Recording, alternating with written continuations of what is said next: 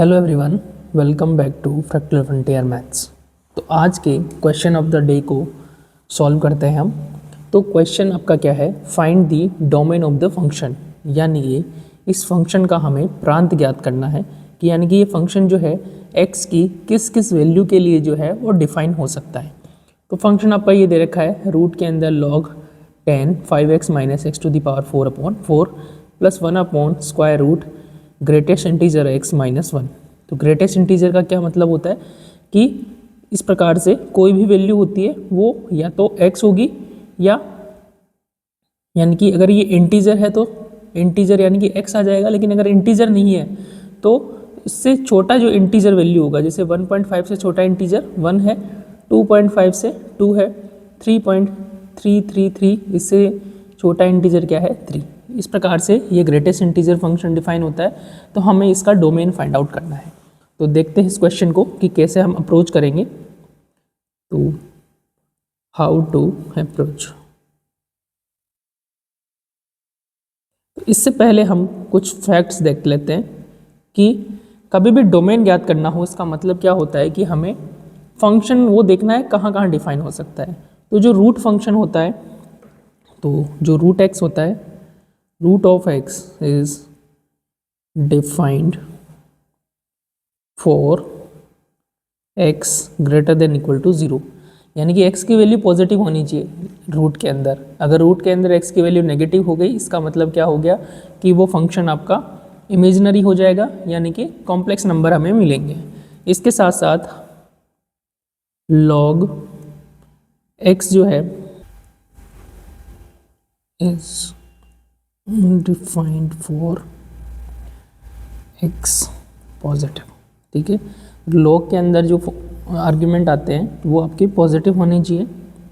इस प्रकार से अगर हम बात करें तो 1/x is defined for x not equal to 0, यानी कि अगर 1/x दे रखा है तो उसका जो डिनोमिनेटर है वो 0 के बराबर नहीं होना चाहिए। साथ के साथ अगर हम देखते हैं the domain of, if the domain of f1x is d1 and f2x is d2, then the domain of f1 plus f2 is d1 intersection d2।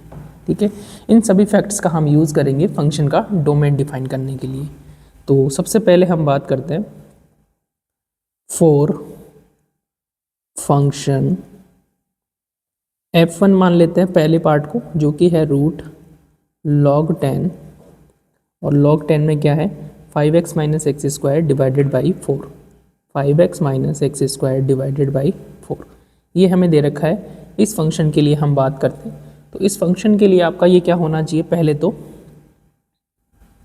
For f1x, क्योंकि रूट के अंदर जो भी टर्म है वो आपकी क्या होनी चाहिए, पॉजिटिव होनी चाहिए। तो पॉजिटिव होनी चाहिए तो ये क्या होना चाहिए, ग्रेटर देन इक्वल टू 0। ठीक है, और अगर हम बात करें ये पॉजिटिव कब होगा, ठीक है, तो पॉजिटिव कब होगा, जब इसमें एक चीज़ और देखते हैं यहाँ पे, log अगर हमें ये दे रखा है कि y ग्रेटर देन 0, इसको हम ऐसे लिख सकते हैं log 10y greater than equal to log 10 1, यानी कि जो y है वो क्या होना चाहिए, ग्रेटर देन इक्वल टू 1 होना चाहिए। ठीक है, तो इसे हम लिख सकते हैं कि जो 5x minus x square by 4 है वो ग्रेटर देन इक्वल टू 1 होना चाहिए।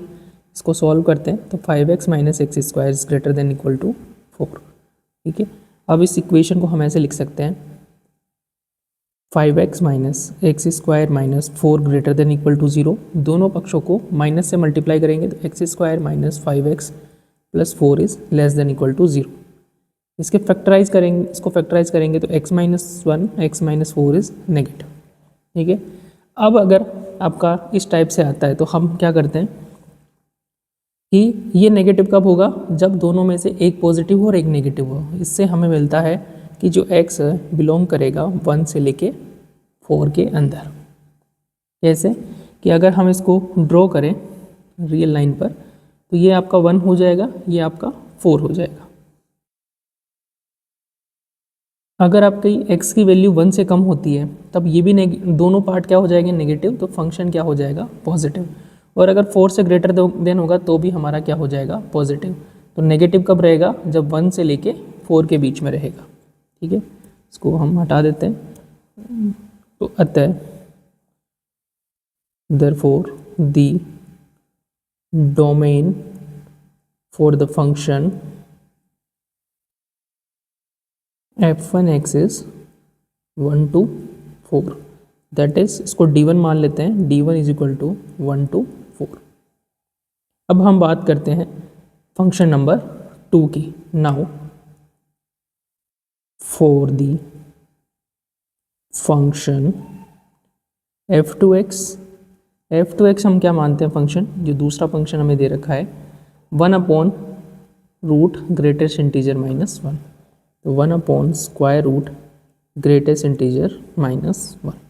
ठीक है, तो हियर, तो पहले बात तो आपका रूट के अंदर जो है वो क्या होना चाहिए, greater than equal to 0, but 0 नहीं हो सकता क्योंकि जैसे ही 0 होगा आपका डिनोमिनेटर 0 हो जाएगा, तो ये स्ट्रिक्टली ग्रेटर देन 0 होगा। तो यहाँ से क्या मिलेगा कि जो ग्रेटेस्ट इंटीजर x है उसकी वैल्यू क्या होगी, 1 से बड़ी होगी। तो ग्रेटेस्ट इंटीजर फंक्शन की वैल्यू 1 से बड़ी कब होगी, जब x की वैल्यू जो है वो 2 या 2 से अधिक होगी, क्योंकि x greater than equal to 2। जैसे मान लो मैं x से बिल्कुल छोटी वैल्यू ले ली, तो उसका ग्रेटेस्ट इंटीजर भी क्या हो जाएगा, 1 के बराबर होगा। लेकिन हमें 1 से बड़ा वैल्यू चाहिए, तो 1 से बड़ा वैल्यू क्या होगा कि x की वैल्यू या तो 2 होनी चाहिए या 2 से ज़्यादा होनी चाहिए। Therefore the domain for the function f2x is, इसको d2 मान लेंगे, तो 2 हो सकता है या 2 से बड़ा कोई भी नंबर, यानी कि infinity. Hence the domain for the function f of x is equal to f1 plus f2 is d is equal to d1 intersection d2। d क्या था आपका, d1 हमने लिखा था 1 से 4, तो 1 to 4 इंटरसेक्शन आपका हो जाएगा आपका 2 to इन्फिनिटी। तो डोमेन क्या हो गया, 1 से लेके 2 तक, तो जो डोमेन है वो हो गया 1 से लेके 2। तो देखते हैं, तो आपका ऑप्शन नंबर 2 to 4 होगा।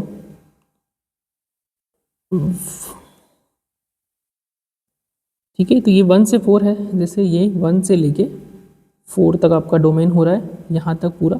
और एक दूसरा क्या है आपका 2 से लेके इन्फिनिटी, तो कॉमन क्या हो जाएगा 2 से लेके 4, तो सॉरी इंटरसेक्शन जो होगा वो 2 से लेके 4 होने वाला है। तो ऑप्शन नंबर आपका सी जो है वो करेक्ट ऑप्शन हो जाएगा। देयरफॉर, ठीक है, therefore the domain of the function f of x is df is equal to 2 to 4। Option number C will be the correct option. All right, तो इस प्रकार से हम कोई भी फंक्शन अगर हमें दे रखा है तो उसका हम डोमेन फाइंड आउट कर सकते हैं। तो आज के लिए इतना ही, मिलते हैं नेक्स्ट सॉल्यूशन में। Till then keep learning, keep exploring. Thank you so much for watching.